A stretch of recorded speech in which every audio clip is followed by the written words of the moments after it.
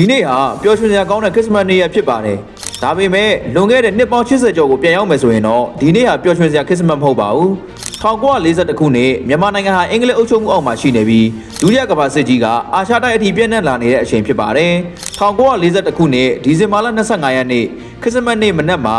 ရန်ကုန်မြို့ကခရစ်ယာန်ဘာသာဝင်တွေဟာဖျားเจ้าကိုတွားဖို့ပြင်ဆင်နေကြပါတယ်။ဒါပေမဲ့အဲ့ဒီနေ့မနက်ပိုင်းအခြေအနေကတခဏအတွင်းမှာပြောင်းလဲသွားခဲ့ပါတယ်။ဒီဇင်ဘာလ25ရက်နေ့မနက်ပိုင်းမှာဂျပန်စစ်တပ်ရဲ့လေယာဉ်တွေဟာရန်ကုန်မြို့ပေါ်ကိုဝင်ရောက်လာပြီးလေကြောင်းတိုက်ခိုက်မှုစတင်ခဲ့ပါတယ်။ဂျပန်ဘက်ကလေယာဉ်တွေဟာရန်ကုန်စိတ်ကမ်းရထားလမ်းတိုးလောင်ရုံနဲ့မြို့တွင်းမှာရှိတဲ့ရေးကြီးစောက်အုံတွေကိုပြစ်မှတ်ထားစတင်တိုက်ခိုက်ခဲ့ပါတယ်။ဒီလိုပြစ်ခတ်တိုက်ခိုက်မှုကြောင့်လူနေအိမ်များစွာထိခိုက်ပျက်စီးခဲ့ပြီးဈေးများလမ်းမြမီးလောင်ခဲ့ရသလိုအရထားပြည်သူအများပြားတေဆုံးဒဏ်ရာရအိုးအိမ်ဆုံးရှုံးမှုဖြစ်ပွားခဲ့ပါတယ်။ပြည်သူတွေဟာခရစ်စမတ်နေ့ဖြစ်လို့လူတွေအများကြီးအပြင်ထွက်နေချိန်လေယာဉ်နဲ့ကြားတော့ပထမဆုံးမှာမယုံနိုင်ဖြစ်ခဲ့ပါတယ်။မကြခင်မှာပဲဘုံပေါက်တံမီးလောင်တံတွေကြားလာရမှာမိဘတွေကကလေးငယ်တွေကိုဆွဲခေါ်ပြေးကြပြီးတချို့ကမလွတ်မြောက်နိုင်ပဲမိသားစုကိုဆုံးရှုံးခဲ့ရပါတယ်။အဲ့ဒီနေ့ဟာလူများတဲ့ပွဲတော်နေ့မဟုတ်ပဲအသက်ရှင်ဖို့ပြေးလွှားနေရတဲ့နေ့ဖြစ်ခဲ့ပါတယ်။ဂျပန်စစ်တပ်ဟာရန်ကုန်ကိုဘုံကျဲခဲ့ရတဲ့အဓိကအကြောင်းရင်း၄ချက်ရှိပါတယ်။နံပါတ်1ကတော့ရန်ကုန်ဟာအင်္ဂလိပ်တို့ရဲ့အသက်သွေးကြောဖြစ်တယ်လို့1942ခုနှစ်မှာမြန်မာနိုင်ငံဟာအင်္ဂလိပ်ဗြိတိရှအုပ်ချုပ်မှုအောက်မှာရှိနေပါတယ်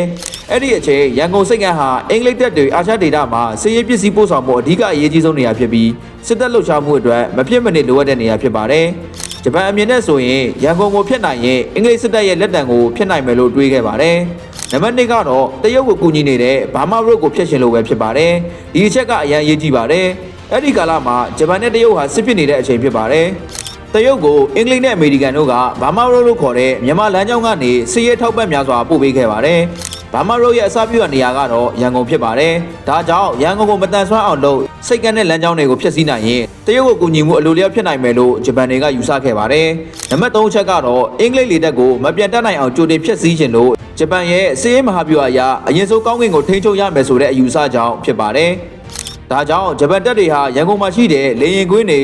လေယာဉ်တွေလေတပ်အဆောက်အဦတွေကိုဦးစားပေးပုံကျဲခဲ့ခြင်းဖြစ်ပါတယ်။နံပါတ်4အချက်ကတော့မြန်မာကိုတိမ့်မဲ့လမ်းကြောင်းအတွက်ကြောင်းရုံမှုဖန်တီးခြင်းလို့ဖြစ်ပါတယ်။ဂျပန်ရဲ့ရည်မှန်းချက်ဟာမြို့တော်ကိုပုံကျဲပြီးပြည်သူတွေကြောင်းရုံအောင်လုပ်ကအင်္ဂလိပ်အုပ်ချုပ်ရေးယုံကြည်မှုကျဆင်းစေရန်နဲ့နောက်ပိုင်းဂျပန်တပ်တွေဝင်လာတဲ့အချိန်တော်လှန်မှုနေတော့အောင်ကြိုတင်ဖန်တီးထားတဲ့စိတ်ပိုင်းဆိုင်ရာစစ်ရေးကိုအသုံးပြုခဲ့ခြင်းဖြစ်ပါတယ်။ဒီဖြစ်စဉ်ကြောင့်အမှန်တကယ်ထိခိုက်ခဲ့တာကတော့အယက်တာမြန်မာပြည်သူတွေပဲဖြစ်ပါတယ်။ဒါကြောင့်1942ခုနှစ်ဒီဇင်ဘာလ25ရက်နေ့ဟာစစ်ဗျူဟာတစ်ခုကြောင့်ပြည်သူဘဝပျက်စီးခဲ့ရတဲ့နေ့အဖြစ်ယနေ့အချိန်ထိတမိုင်းမှာကြံ့ရှိနေခဲ့ခြင်းဖြစ်ပါတယ်။